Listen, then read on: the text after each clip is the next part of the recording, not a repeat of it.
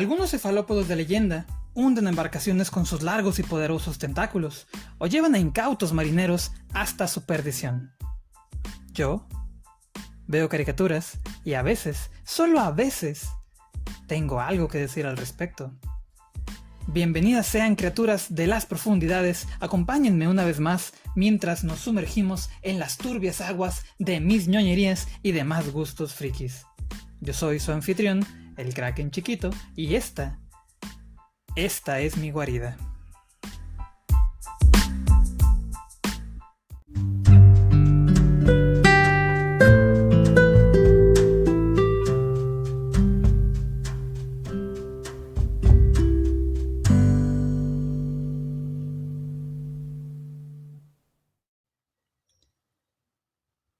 De verdad, no es que quiera escribir de cosas tan tristes. Es solo que, bueno, simplemente me encuentran. Ah, sí, claro. Figura fondo, dirían algunos.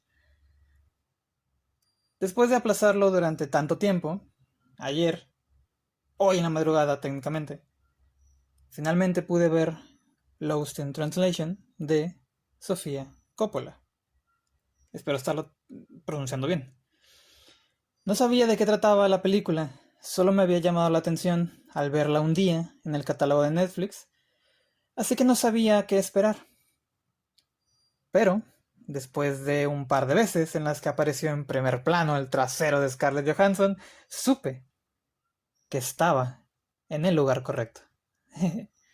Pero bueno, fuera de ese inesperado y bien recibido detalle, hay algunos otros que me llamaron mucho la atención y es a lo que quería dedicarle algunas palabras.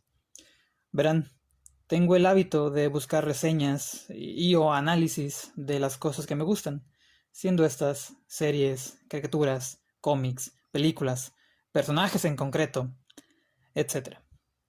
El profundizar más sobre algo que ya de por sí me gustaba, o el hacerlo y que, debido a esto, me termine gustando incluso más, y poder descubrir cosas nuevas que enriquezcan aún más mi experiencia, es algo que me satisface enormemente.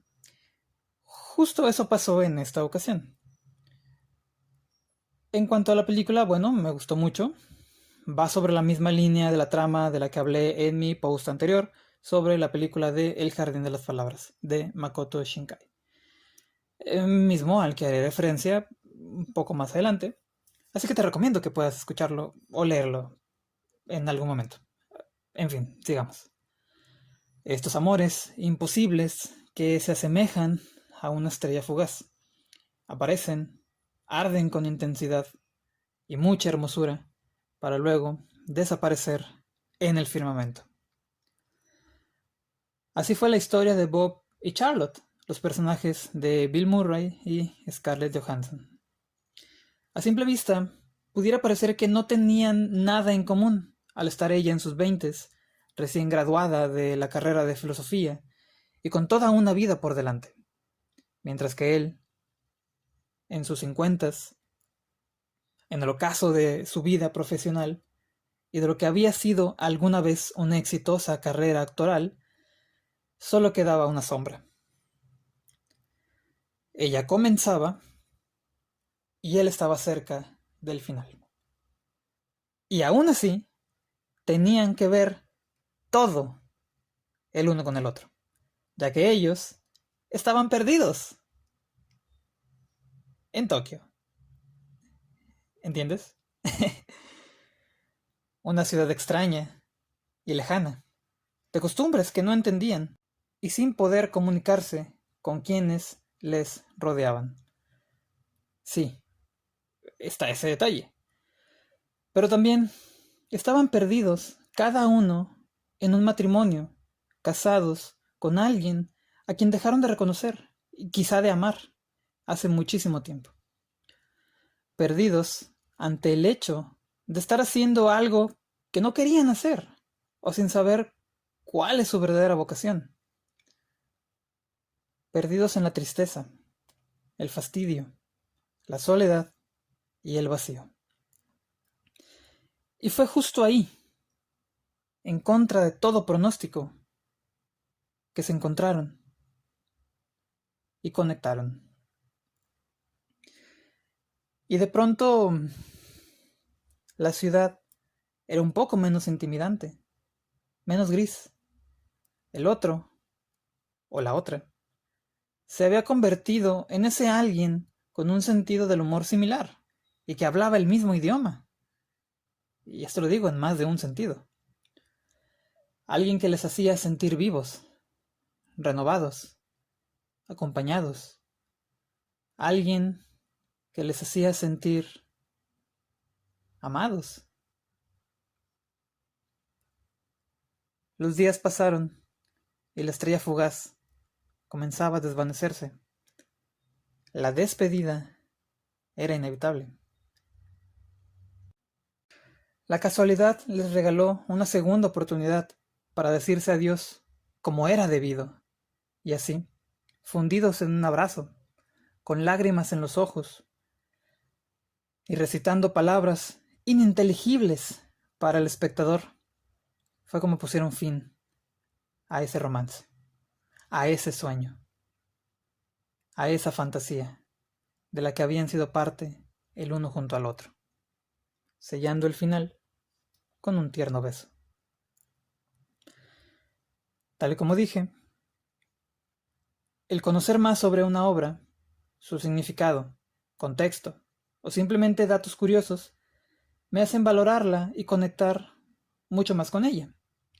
Me voló la cabeza el saber que esta película está conectada indirectamente con otra que en su momento partió mi corazón en pedazos por lo personal que la sentí y que justo debido a esto jamás volví a verla de nuevo.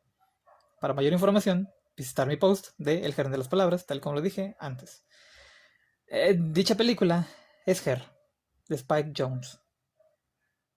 Dejaré al final de este audio algunos enlaces en donde se aborda este vínculo con mayor profundidad y así no extenderme o pirotearlo tanto.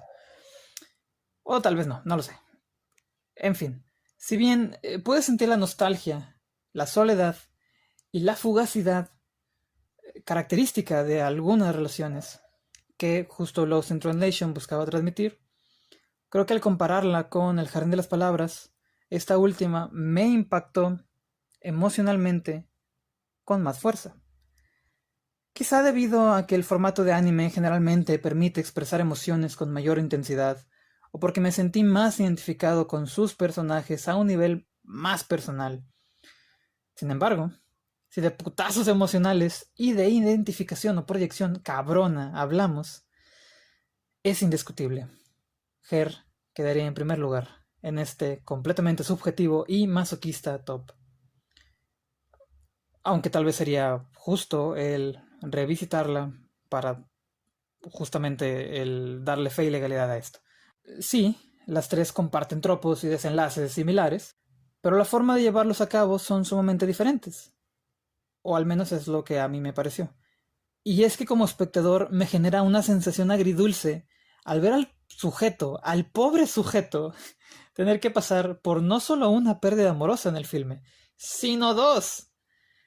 Yo entiendo que la segunda ayuda al personaje de Joaquín Phoenix a que logre aceptar y tener paz con la primera, y esto es algo que aprendí recientemente, como él pensaba o sentía que solo podía conectar con alguien desde las experiencias positivas, desde el amor, desde la felicidad, desde la alegría, desde las risas, etc.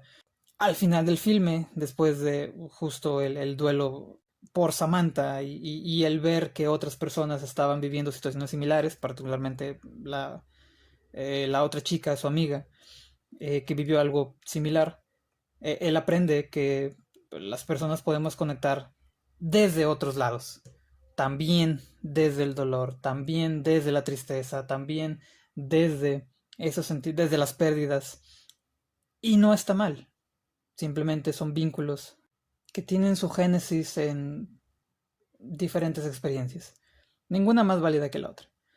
Pero bueno, aún así, duele, y duele bastante. Sobre todo sabiendo que Sofía Coppola retrató su propia relación con su recién ex marido al momento de la filmación. ¿Quién era este ex marido? Pudieran preguntarse. Bueno, un sujeto llamado Spike Jonze. Ajá, ese Spike Jonze. Retrató esto en el matrimonio que llevaba Charlotte con su esposo, el fotógrafo famoso, en su película, Lost in Translation. Posterior al divorcio, el señor Jones se consiguió otra pareja, una mucho más joven, con la que terminó solo un par de años más tarde debido a que ella había experimentado muchas cosas, había crecido, había aprendido mucho y muy rápido, tanto profesional como personalmente, y ya no se sentía a gusto al lado de él, situación que retrató fielmente en, tambores por favor, así es, en su película Her. ¿Ven lo que les digo? Un mindfuck descorazonador tras otro. Al final de cuentas, yo creo que estas historias dan testimonio de que la vida puede continuar a pesar de todo, de que las personas llegan a nuestra vida en algún momento, se quedan y aportan lo que pueden, como pueden, y se marchan cuando ya no pueden. Y duele muchísimo. Dicho sea de paso, su servidor, aquel que escribe estas líneas y ahora presta su voz, justo aún lucha con algunas de estas. Algunas más recientes, algunas más viejas. Pero quizá, justo de ese dolor, pueden crecer cosas mejores. Quizá esas bellas, intensas y efímeras estrellas fugaces nos preparan para recibir a algún otro astro, coincidir con algún otro cuerpo celeste. Uno que sí pueda quedarse. Muchas gracias.